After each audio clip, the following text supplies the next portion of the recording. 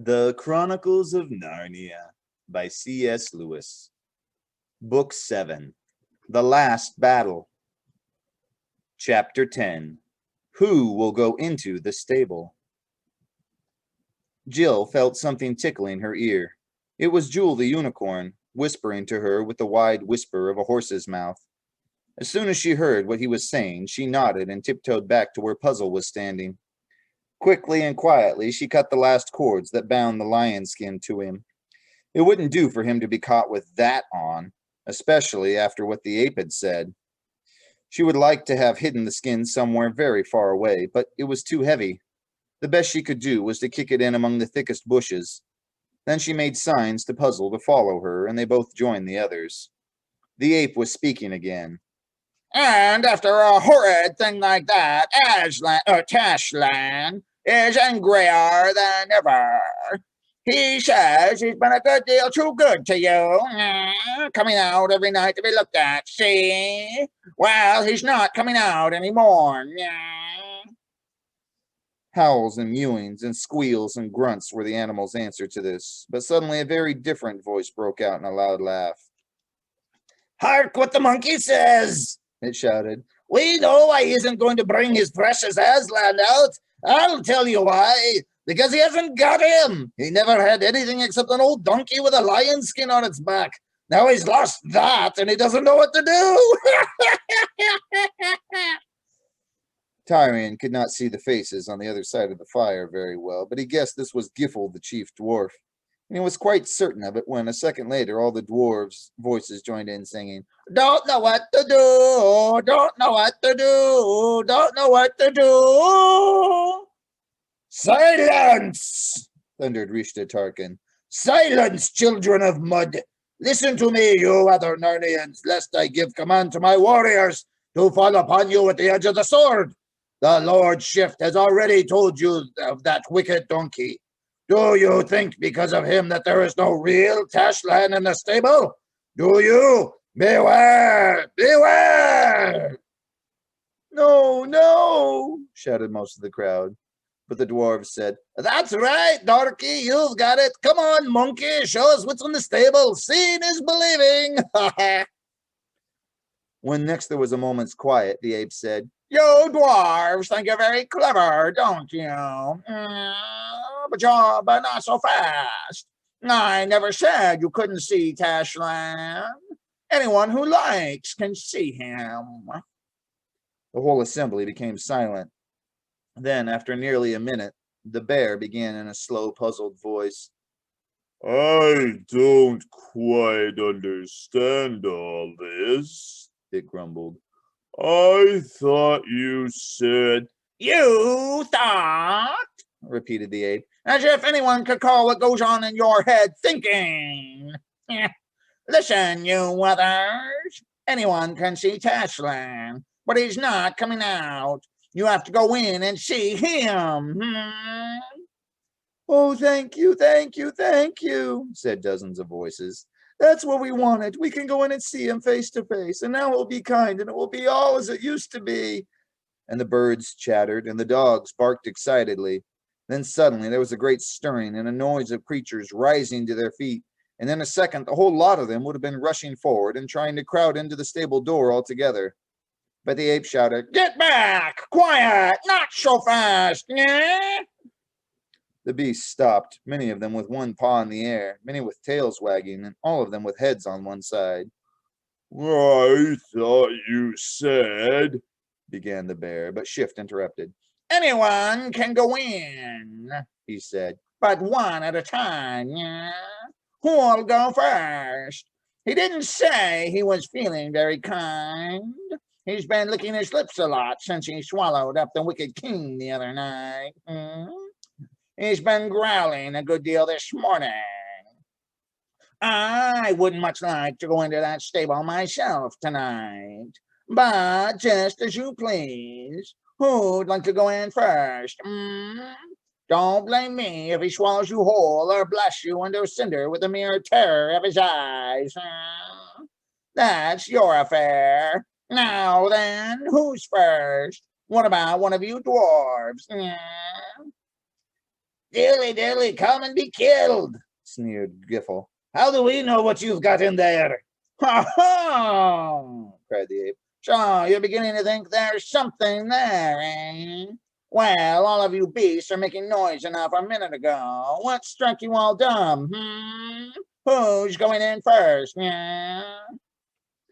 But the beasts all stood looking at one another and began backing away from the stable. Very few tails were wagging now. The ape waddled to and fro, jeering at them. Ha ha ha! He chuckled. I thought you were all so eager to see Tashland face to face. Changed your mind, eh? Tyrion bent his head to hear something that Jill was trying to whisper in his ear. What do you think is really inside the stable? She said. Who knows? Said Tyrion. 2 Carlamines with drawn swords as likely as not, one on each side of the door. You don't think, said Jill. It might be, you know, that horrid thing we saw. Tash himself? Whispered Tyrion. There's no knowing, but courage, child. We're all between the paws of the true Aslan. Then a most surprising thing happened. Ginger the cat said in a cool, clear voice, not at all as if he was excited. I'll go in if you like. Every creature turned and fixed its eyes on the cat. Mark their subtleties, sire, said Poggin the dwarf. This cursed cat is in on the plot, in the very center of it. Whatever is in the stable will not hurt him, I'll be bound. Then Ginger will come out again and say that he has seen some wonder. But Tyrion had no time to answer him. The ape was calling the cat to come forward. Ha ha! Said the ape. So you, a pert push, would look upon him face to face. Come on then, I'll open the door for you. But don't blame me if he scares the whiskers off your face. That's your affair. And the cat got up and came out of its place in the crowd, walking primly and daintily with its tail in the air, not one hair on its sleek coat out of place. It came on till it had passed the fire and was so close that Tyrion, from where he stood with his shoulder against the end wall of the stable, could look right into its face. Its big green eyes never blinked. Cool as a cucumber, muttered Eustace. It knows it has nothing to fear. The ape, chuckling and making faces, shuffled across beside the cat, put up his paw, drew the bolt, and opened the door. Tyrion thought he could hear the cat purring as it walked into the doorway.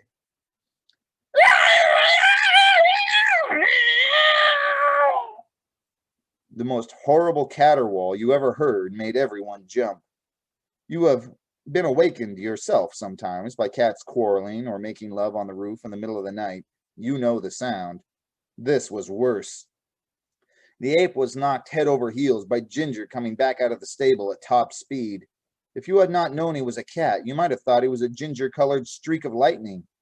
He shot across the open grass, back into the crowd. No one wants to meet a cat in that state. You could see animals getting out of his way left and right. He dashed up a tree, whisked round, and hung head downwards. His tail was bristled out till it was nearly as thick as his whole body. His eyes were like saucers of green fire. Along his back, every single hair stood on end. I'd give my beard, whispered Poggin, to know whether that brute is only acting or whether it was really found something in there that frightened it. Peace, friend, said Tyrion, for the captain and the ape were also whispering, and he wanted to hear what they said. He did not succeed, except that he heard the ape once more whimpering, My head, my head. But he got the idea that those two were almost as puzzled by the cat's behavior as himself. Now, Ginger, said the captain, enough of that noise. Tell them what thou hast seen. screamed the cat. Art thou not called a talking beast? Said the captain. Hold thy devilish noise and talk. What followed was rather horrible. Tyrion felt quite certain, and so did the others, that the cat was trying to say something, but nothing came out of its mouth except the ordinary, ugly cat noises you might hear from any angry or frightened old Tom in a backyard in England. And the longer he caterwauled, the less like a talking beast he looked. Uneasy whimperings and little sharp squeals broke out from among the animals. Look, Look, said the voice of the bear. it can't talk. It has forgotten how to talk. It has gone back to being a dumb beast. Look at its face. Everyone saw that it was true. And then the greatest terror of all fell upon those Narnians, for every one of them had been taught, when it was only a chick or a puppy or a cub, how Aslan at the beginning of the world had turned the beasts of Narnia into talking beasts, and warned them that if they weren't good, they might one day be turned back again and be like the poor, witless animals one meets in other countries. And now it is coming upon us, they moaned. Mercy, mercy, wailed the beasts. Spare us, lordship. Stand between us and Aslan. You must go always in and speak to him for us. We daren't, we daren't. Ginger disappeared further up into the tree. No one ever saw him again. Tyrion stood with his hand on his sword hilt and his head bowed. He was dazed with the horrors of that night. Sometimes he thought it would be best to draw his sword at once and rush upon the Carlomenes. Then the next moment he thought it would be better to wait and see what new turn affairs might take. And now a new turn came. My father, came a clear, ringing voice from the left of the crowd. Tyrion knew at once that it was one of the Carlomenes speaking. For in the Tisroc's army, the common soldiers called the officers my master, but the officers call their senior officers my father. Jill and Eustace didn't know this, but after looking this way and that, they saw the speaker, for of course people at the sides of the crowd were easier to see than people in the middle where the glare of the fire made it all beyond it look rather black. He was young and tall and slender, and even rather beautiful in the dark, haughty Carlomene way. My father, he said to the captain, I also desire to go in. Peace, Emeth, said the captain. Who called thee to council? Does it become a boy to speak? My father, said Emeth, truly I am younger than thou, yet I also am of the blood of the Tarkins, even as thou art, and I also am the servant of Tash. Therefore, silence, said Rishta Tarkin. Am I not thy captain? Thou hast nothing to do with this stable. It is for the Narnians. Nay, my father, answered Emeth, thou hast said that their Aslan and our Tash are all one, and if that is the truth, then Tash himself is in yonder. And how then sayest thou that I have nothing to do with him? For gladly would I die 1,000 deaths if I might look once on the face of Tash. Thou art a fool and understandest nothing, said Rishta Tarkin. These be high matters. Emeth's face grew sterner. Is it then not true that Tash and Aslan are all one? He said. Has the ape lied to us? Of course they're all one, said the ape. Swear it, ape, said Emeth. Oh, dear, whimpered Shift. I wish you'd all stop bothering me. My head does ache. Yes, yes, I swear it. Then, my father, said Emeth, I am utterly determined to go in. Fool, began Rishta Tarkin, but at once the dwarves began shouting, Come along, darky. Why don't you let him in? Why do you let Narnians in and keep your own people out? What have you got in there that you don't want our own men to meet, huh? Tyrion and his friends could only see the back of Rishta Tarkin, so they never knew what his face looked like as he shrugged his shoulders and said, Bearest all, witness that I am guiltless in this young fool's blood. Get thee in, rash boy, and make haste. Then, just as Ginger had done, Emeth came walking forward into the open strip of grass between the bonfire and the stable. His eyes were shining, his face very solemn. His hand was on his sword hilt, and he carried his head high. Jill felt like crying when she looked at his face. And Jewel whispered in the king's ear, By the lion's mane, I almost love this young warrior, Carlomene though he be. He is worthy of a better god than Tash. I do wish we knew what was really inside there, said Eustace. Emeth opened the door and went in, into the black mouth of the stable. He closed the door behind him. Only a few minutes passed, but it seemed longer, before the door opened again.